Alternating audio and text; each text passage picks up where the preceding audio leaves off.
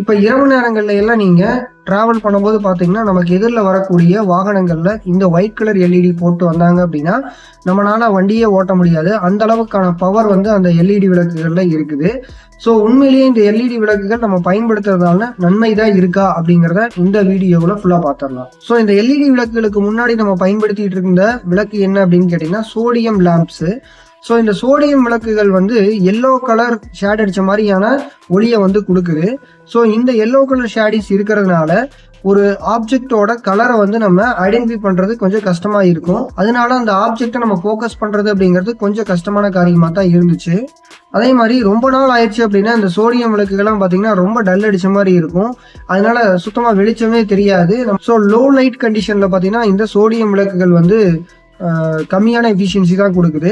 அது மட்டும் இல்லாமல் ரொம்ப நாள் ஆயிடுச்சு அப்படின்னா இப்போ பழைய வண்டிகள்லாம் நீங்கள் எடுத்துக்கிட்டிங்கன்னா அதில் நீங்கள் என்னதான் நீங்கள் சோடியம் லேம்பை மறுபடியும் ரீப்ளேஸ் பண்ணாலும் அது அந்த அளவுக்கான எஃபிஷியண்ட்டாக வந்து இருக்கிறது இல்லை.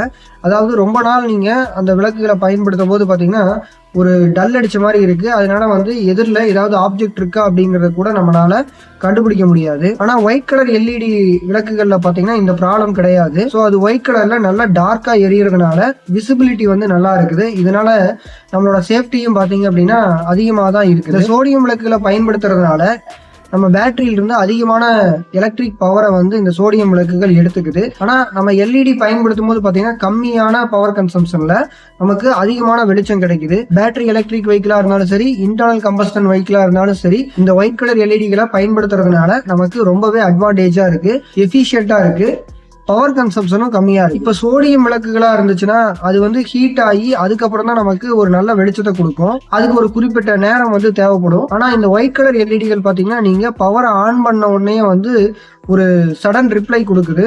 ஸோ அதனால பார்த்தீங்கன்னா வெளிச்சம் வந்து சீக்கிரத்திலேயே நம்ம வந்து ரீச் பண்ண முடியுது. பொதுவாக சோடியம் விளக்குகளோட லைஃப் டைம் அப்படிங்கிறது இந்த ஒயிட் கலர் எல்இடிகளை பயன்படுத்துறத விட கம்மியாக தான் இருக்குது. இந்த ஒயிட் கலர் எல்இடிகளை பயன்படுத்துறதுனால நமக்கு ஒரு ஆப்ஜெக்டோட கலரை வந்து அக்யூரேட்டா நம்மளால பார்க்க முடியும். அதன் மூலம் பார்த்தீங்கன்னா ஆப்ஜெக்ட்ஸ் எல்லாம் வந்து நல்லாவே தெரியும். ஸோ விசிபிலிட்டி நல்லா இருக்கிறதுனால தான் இந்த ஒயிட் கலர் எல்இடிகளை பயன்படுத்தி இப்போ வாகனங்கள் வந்து டிசைன் பண்ணி லான்ச் பண்ணிட்டு இருக்காங்க.